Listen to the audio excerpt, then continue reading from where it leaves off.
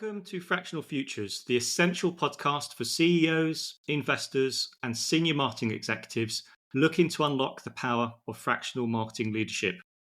I'm Paul Mills, your guide on this journey, where me and my special guests uncover how this innovative leadership model is reshaping the business landscape. Whether you're a business leader looking to build a competitive advantage, an investor seeking to enhance the value of your portfolio, or a senior marketing executive considering a fractional career, this podcast is for you. We'll share expert insights, provide actionable strategies, and explore real-world success stories to help you leverage fractional marketing leadership for maximum impact. Tune into Fractional Futures and discover how to revolutionize your business and career. Hello, and welcome to the penultimate episode of this season's Fractional Futures, where I'm joined by Dan Gwalter, an executive coach and founder of No Nonsense Leadership. Hi, Dan. How are you? What have you been up to since last time? We've finally got summer, mate. Who knew? It's been hot, and as such, I've been outdoors. So basically, hay fever, horses, kids running wild, trying to run a business during the middle of the school holidays. It's awesome fun, mate. What about yourself? Yeah, struggling with the hot weather this week. So I guess when this goes out, it'll probably be cold weather again. But it's been pretty quiet, hasn't it, this week or this month, really? Are you finding it pretty quiet in the business landscape? I think, I did a lot of years in consulting, and we never used to prospect during August because it's a pointless exercise. So we used to go into sort of internal business development mode in August. And I think I do the same now. I kind of look at it and go, actually, this month is not a great time to be reaching out to people and trying to sell services. Yeah, well, hopefully come the new school season in September, everything will kick back into gear again. So let's hope it's a good end quarter. Anyway, So those of you who are new to the podcast, in our last episode, we looked at how fractional CMOs can develop strategies to expand their client base. In this episode, Dan and I are going to be focusing on how to master the personal transition when entering into a portfolio career.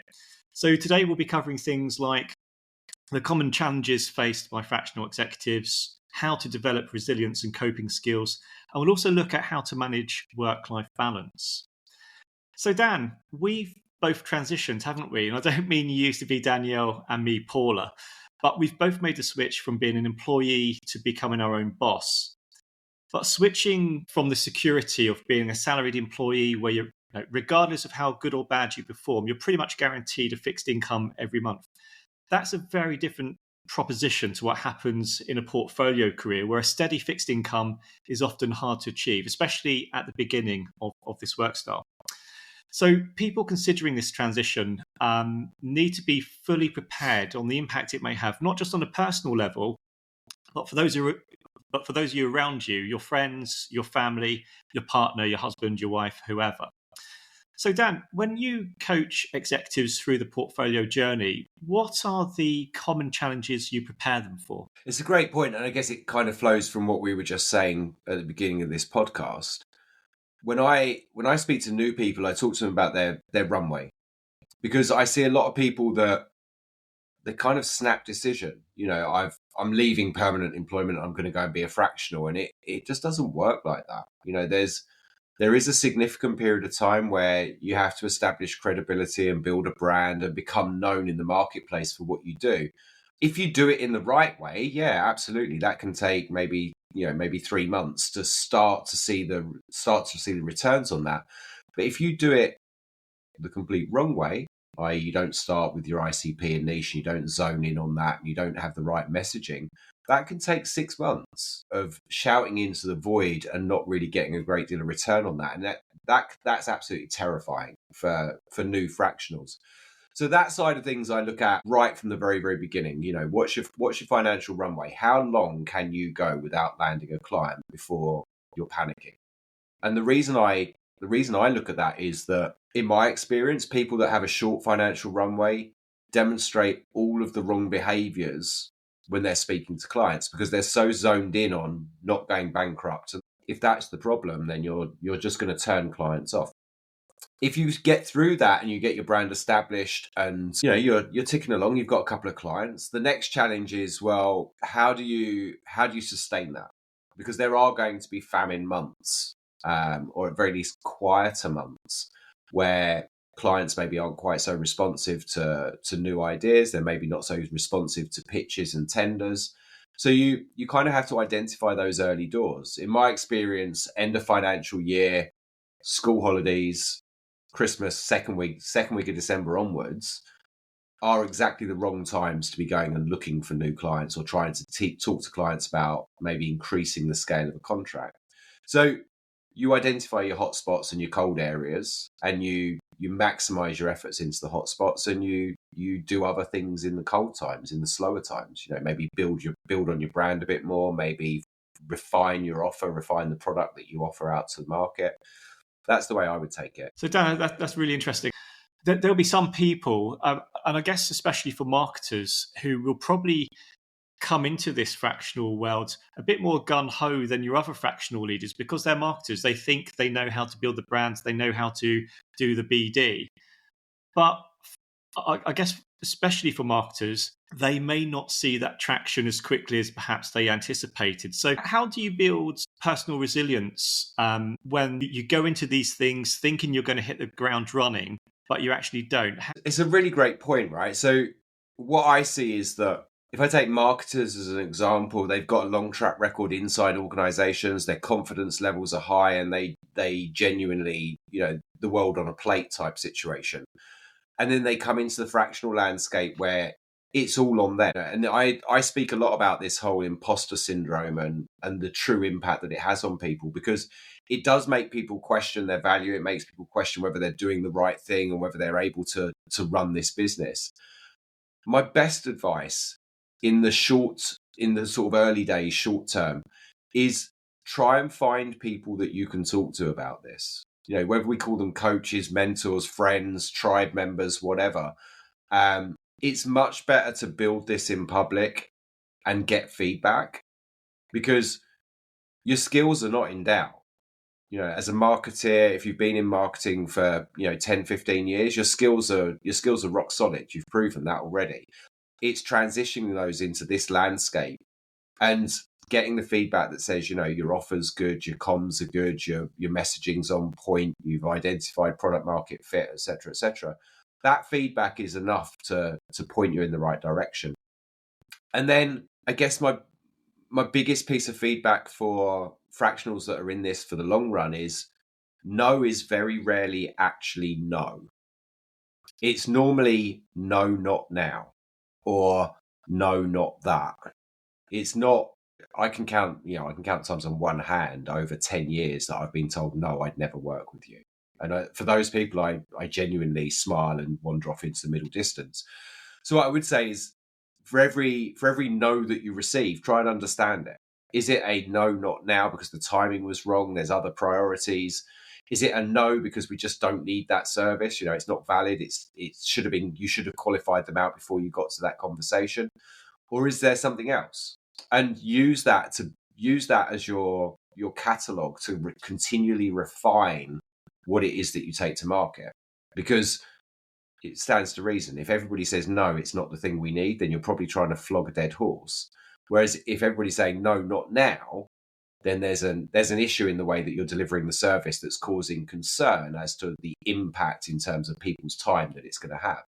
So for me, resilience comes with practice and with a shed ton of support from other people. Even myself, I have a coach. I have a number of people in my network that reach out to me weekly and check in and make sure that I'm all right. They feedback on my content, and that's always kept me facing north. So yeah, I think we have to develop some form of coping mechanism. And I think my advice on that, I've been fortunate. I used to work in medical sales, and I've also worked with lawyers. In my medical sales days, I was working with heart surgeons. Very challenging environment. Your personal resilience is really tested in that surgical environment. And similarly with working with lawyers in a limited liability partnership model, that has its challenges as well. I've been very fortunate working in those environments where you have to be tough, you have to be resilient, you have to have good coping mechanisms. And I think the other thing as well is, if you've not come from a sales background, learn sales, because unfortunately you've got to do that. If you're going down this portfolio route, you have to have sales skills. You have to be able to break the ice. You have to nurture relationships. You have to overcome rejections.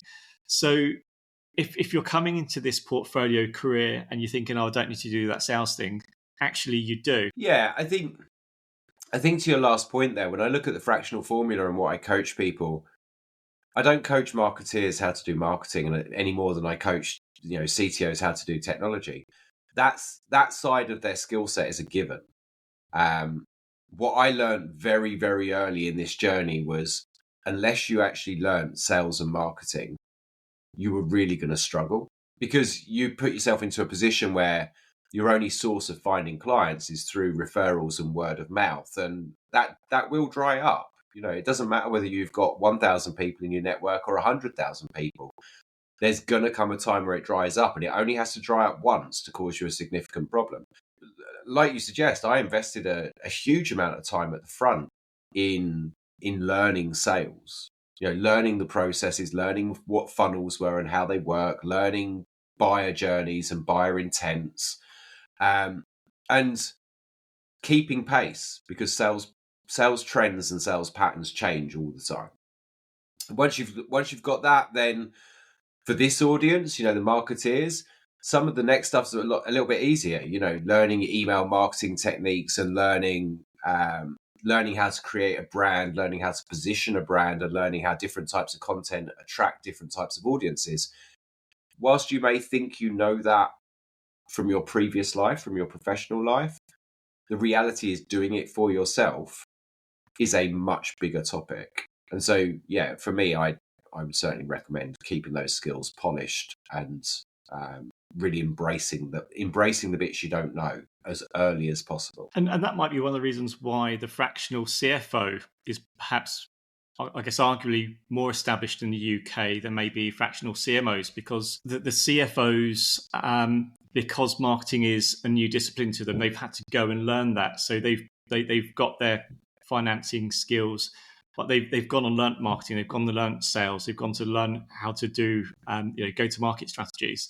And so they've actually had the good discipline of learning the craft and then basically taking their natural skill set and overlaying that with a marketing skill set to go to market. My one piece of advice to any marketer listen to this is, don't underestimate how difficult the marketing bit is, marketing yourself. Absolutely. I think you hit the nail on the head.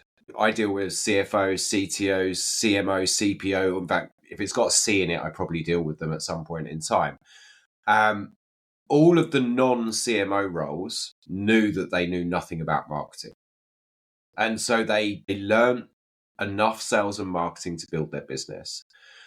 For the marketeers listening, as an observation, the thing I see most commonly is CMOs go into the fractional world and they in essence build a miniature version of the business that they worked for in terms of the marketing practices, the marketing processes. And that's not necessarily the right outcome, because the business that you worked for where you were a CMO, you would have had a host of thousands. You'd have had assistants, you'd have had other people in the marketing team, you'd have had a sales function that you could delegate out to, you'd have had outside agencies, and by all means, build something that scales up to that type of position if that's what you desire. But what you need to do in the short term is build something that you can exclusively operate reliably to generate business. And so to me it's a subtly different skill set. And I think that probably flows quite nicely into our next topic, which is around the whole work-life balance thing. What do you think? Where would you take it? Yeah, I totally agree. I'm a marketer, and yes, I have a pretty big marketing toolkit. And when I've been setting up VCMO, I've leveraged that toolkit to do various things like the website and some of the back-end processes. But you're totally right. It'd be very, very easy for me to build what I had in the last 3 or 4 organizations, but I don't have those resources. I have no budget to do any advertising. I don't have people doing my social media. I have to do that myself. So everything is kind of scaled down to the bare essentials. So the way I sort of operate VCMO is minimum viable. What is the minimum viable amount of social media I need to do? What's the minimum viable amount of content I need to do? What's the minimum viable amount of business development I need to do? And then, when the clients come through, I've got quality time to focus on the clients. Because what can happen very easily is you get consumed completely by creating content. And marketers would be good at this.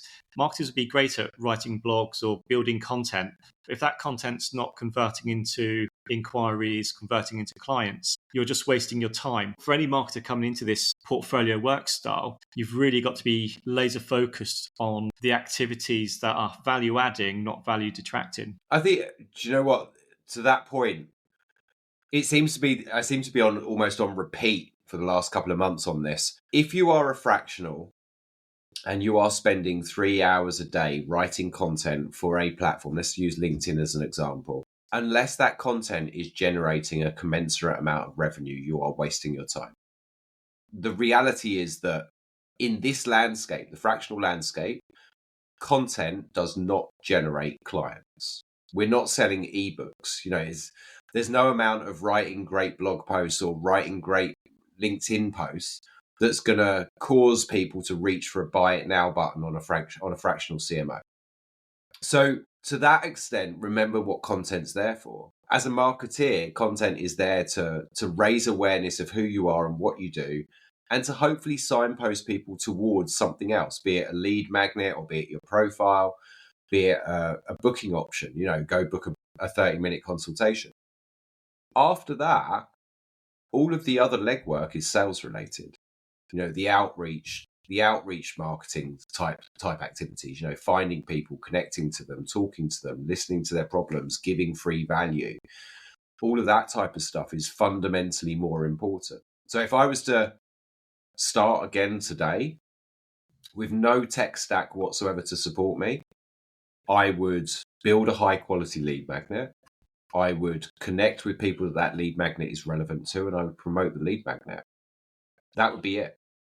I would do far less on content. And I don't really know. It doesn't slot naturally into our series of topics, so I'm going to throw it in here. There is a common pattern of behavior, which is to look at somebody that's succeeding and try and copy what they're doing. And I kind of get the logic, but believe me, if you try and copy somebody that's been doing this for maybe 10 years, 12 years plus, they will have so many established processes, so many established systems that you know nothing about, that you can't even see, that copying things like content ideas, even if it's content structure and approach, or copying lead magnet structure and approach, will serve you no benefit.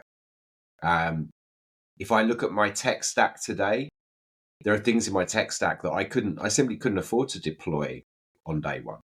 So I shoestringed it. It was all done with the cheapest solution that got the job done. And as I scaled up and as revenue increased and as I got to a point where I was above break even, then I started to reinvest in the tech stack to make it easier to do this at scale. So yeah, there's a lot to think about.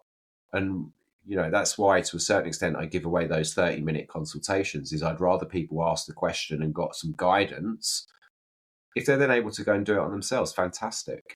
Use the 30-minute consultation. That's what it's there for. I guess this theme that we're talking about now is there's a lot of stuff to do. You've got to do your business development. You've got to follow up on leads. You've got to create some level of content. You've got to build your lead magnets. There's a lot of stuff that you need to build to have a successful fractional practice. Anyone coming into this fractional world will quickly discover that the most valuable commodity you have is your own time. There's only so many hours in the day that you have, and knowing how to divvy up your time on those value adding elements is a hard thing to judge. And what naturally happens is when you're doing all this stuff, and when those client inquiries aren't coming through, when you're not converting clients, the natural human tendency is to just throw more time at building more content, doing more stuff on the website, doing more BD, doing more. And before you know it, you're kind of a broken person, because you need to sleep, you need to relax, you need to rest, you need to find time to eat. And this kind of bad habit can get in the way of friendships, relationships. So when the money doesn't come in, when your time is quickly disappearing, how do you manage that work-life balance? Because it can take a big mental and physical toll on you if you're not careful. Wow. I mean, this is almost an episode in its own right, so let's go for it. The first thing I would suggest is find somebody that can sense check you, somebody that knows you well enough and knows your knows your energy levels, knows your morale, and can pinpoint whether you're up or down. It stands to reason that the most common person, the most obvious person is your spouse, because they get to live with the good and the bad. The reason I say that is there comes a point where if you are banging away at this and not getting anywhere, your energy levels drop, your morale drops, you become, as I describe it, a less shiny version of yourself. And that is almost impossible to sell. So there's actually a compelling logic that says, just stop, take a break. And I don't mean to walk around the block. I mean, take a few days. Take a few days to recharge, reevaluate, and come back at it through fresh eyes. In terms of that phrasing, work-life balance, funny enough, Justin Welsh wrote a huge article over the weekend, which caught my eye, where he talked about the end of the work-life balance era, and that this marketplace has created the era of work-life integration. What he was really saying was that you blur the lines. When you say work-life balance, it kind of signposts that there's two halves trying to, like a seesaw. You do too much on one side, the other side falls apart. And that's how it's often perceived. The most successful fractionals that I've met have recognized that actually it's all just one big amorphous mess of work and life and personal ambition and hobbies and commitments. And it has to coexist nicely. And if you achieve that, then you'll be fundamentally happier. But that's a huge conversation. If you're coming out of a Monday to Friday 9 to 5, or even a 7 till 10, for the senior execs, and you're thinking of going fractional, one of the first conversations I would urge you to have is with your direct family. Your wife, your kids, because there are going to be periods of time where you're locked away. There's going to be periods of time where you choose the revenue generating version of events rather than the sitting on the sofa with the family version of events. And there's nothing wrong with that as long as you're able to give it back at some other time. Now, if I use a classic example, when I run the fractional formula, that runs at 7:30 p.m. on a Wednesday evening. That's my primary coaching zone. It allows other people to continue and have day jobs. It doesn't interfere with my own fractional work. So I run it there. But because of that, I quite often take Monday mornings between 9 and 1 as my time. That's time that I will go and ride a horse, or I will do some chores that I didn't get done in the evenings, or I'll take my wife out to lunch. It's time that is dedicated to me, not to the business. And that's the beginnings of it, is recognizing that this is not a conventional career. To give you my last example on this one, when we finish this podcast today, I'm taking my wife, 3 horses, 2 kids to Lincolnshire, which is a round trip of about 150 miles for the rest of this week. I am taking my laptop, and it's perfectly acceptable. Everybody understands that. I will continue to do my coaching. But in between that, I'll be training horses and competing with horses. So I found, for me personally, I found a balance, a blend that allows my work and my personal life to be quite tightly integrated without any detrimental impact. Yeah, you're totally right. I'm getting to that balance now. It's taken me a year, because the first year since launching the business, I've dedicated my time to say I need to get the business to a certain level, to a certain standard where I can get it to scale. And I've made that sacrifice, and I spoke to my partner about that, and she was comfortable. She's been brilliant. She's been 100% supportive, and she's been very supportive in those times when it has been quiet or the income hasn't been coming. And I have done exactly what you said. I have taken 3 or 4 days off and just got away from the business completely. I've gone out on my bike, or gone to see friends, stayovers, all that kind of stuff. It's so easy to get sucked into this and to feel responsible for your own business, for your portfolio, for your practice, that you've got to burn yourself out to get those first pound signs coming through in your bank account. But it's fine if you take a few days out just to regroup. Anyway, if you've been listening or watching this episode, I hope you found value from the discussion and take what you've learned into the next part of your fractional career. In our final episode of season 1, Dan and I will be discussing how to navigate growth challenges in fractional leadership. So Dan, thank you again. It's been a great show. I've really enjoyed it. and I look forward to your company on the next one. Speak to you soon.